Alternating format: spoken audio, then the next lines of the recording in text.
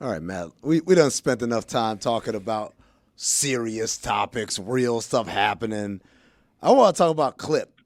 I want to talk about Clip because it's the greatest comedy on TV, Oh man, unintentional comedy.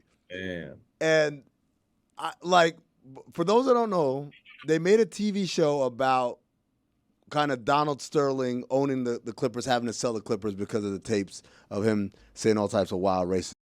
And so they cast the show very interestingly. I would say my man Al Bundy playing um, Donald Sterling. Sterling is doing a great job. Yep, Cleopatra Coleman doing V. Stiviano is doing a great job. great. But then I think the budget ran, and then obviously Lawrence Fishburne. Fishburne as Mhm. Doc.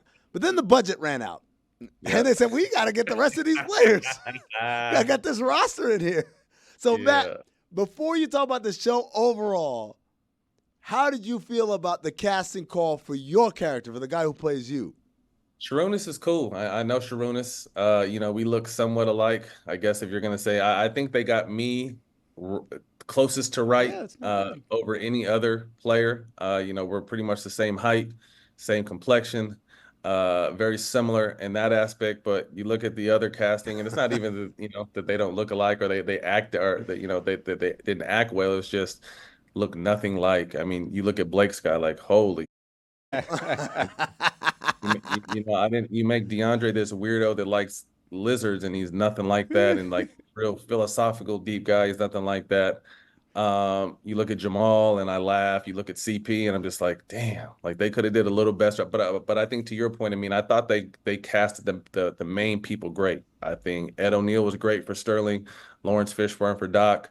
The lady that played V, and even the lady that played Shelley Shelly, Sterling, yeah. those did a great job and a great job casting. But the show overall, like you said, it's been funny to me, to relive something that was, a little over 10 years old. It was entertaining, just how out of touch. I think the funniest part is how out of touch Sterling was with life. Like he really thought that people with him loved him. He was a American sweetheart, and although I didn't have any run-ins or any issues with him, he was just very disconnected to reality. Um, but overall, I mean, it was entertaining. I mean, the back and forth of what was said in big meetings and on the day to day, they didn't hit the mark on that. But again, I think I actually consulted on this project early on when I first started reading the first couple scripts. I'm like, and I think it was just them trying to obviously, you got to sensationalize things and make it, fun, I guess. But um, again, I just think overall it was an entertaining look at which was a serious situation at the time, Yeah. and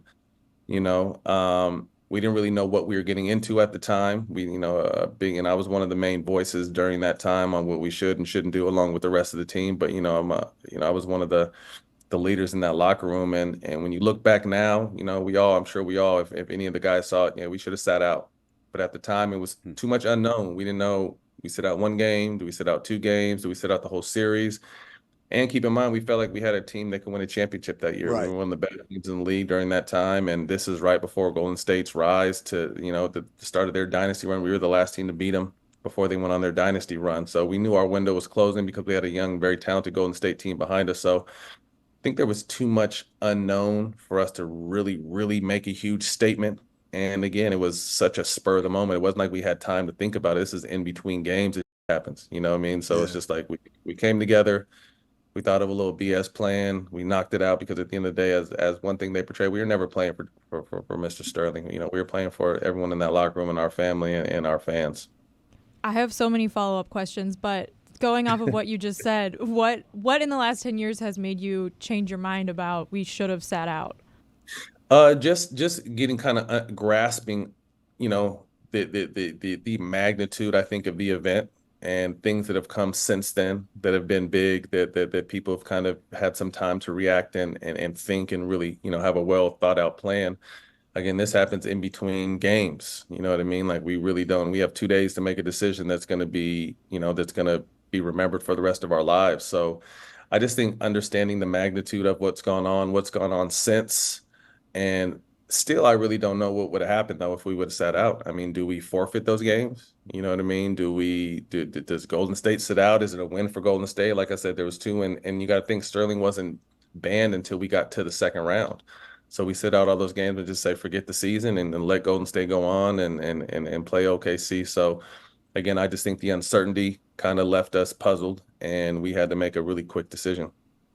So the lizard thing was completely made up because that was one of those details that I'm like, surely this is based in reality. Why would they just add They a kept going lizard back to to it. the Like they play? kept having him over and over again, stroking the lizard.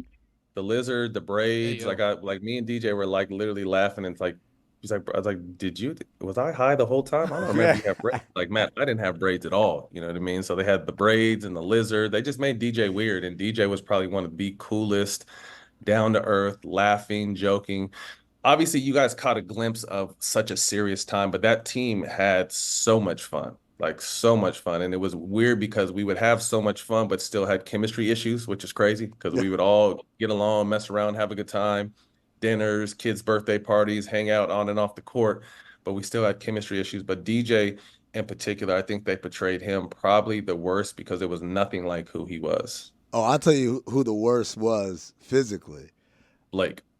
Yes, yeah, it has to be. I'll tell you why Blake was the worst. Was not only because he don't look like Blake, but also he doesn't act like Blake. Like I thought for sure, if you're gonna cast someone to be Blake, he's gotta have that kind of funny asshole quality.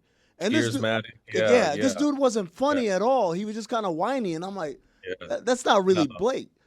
Yeah, I think obviously Blake. I think they missed the ball on those two the most. They made CP really serious. But yeah, I would agree. I mean, Blake. If you don't know Blake, I mean, on the outside looking in, people might think that's how Blake really was: stiff, uptight, no personality. But Blake is a comedic genius. He's hilarious. He talks in the locker room. You go back and forth with them. He's a great energy guy, and yeah, I would agree with his character. They definitely missed the ball too. But I think they got the stereotype of Blake's character right, because if you don't know Blake, you might think he's really stiff like that dude was. Okay, other than casting, what was the thing that they got the most wrong about the story, and what was maybe something that they nailed about it? Again, I think it's really hard to try to put, now that I'm in this space, try to get the car from each location, like where they were like trying to get to each important part of the story. And in that, I think they just had to make up a ton of dialogue. So I just think the dialogue dialogue wasn't it. I mean, we didn't talk like that. We didn't have those type of conversations. I think Doc was like the main consultant, so I don't really know how much input he really had. And again, this is not to shit on anyone who made the show, because I think it's hard trying to figure out exactly what was going on, what was said in those moments, and how do we get the story to each and hit each point. So I would probably say just the dialogue and the way we talk to each other was probably the biggest misconception.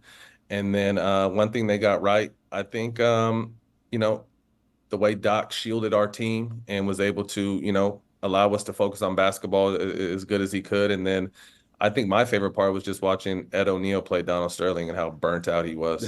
That's my favorite part too. I like the show. I had a good time too. I watched it. I enjoyed it. I fired up and smoked and just sat back and just like laughed like, yo, they really made a show about our crazy team. Man, it's got to be weird to watch someone tell your life story or part of your life on TV with different characters. But Matt Barnes, the show is All the Smoke. You can catch it wherever you get podcasts, or right here on the DraftKings Network. Thanks a lot, Matt. Appreciate you. Thanks for having me, guys. Have a good one. My favorite part by far is Alvin, because when I sent Alvin Gentry a picture of the dude that plays Alvin, I said, spitting image. Either him or Steph Curry, who's played by Dak Prescott. Right there. Steph's got to be so mad. Yo, come on, man.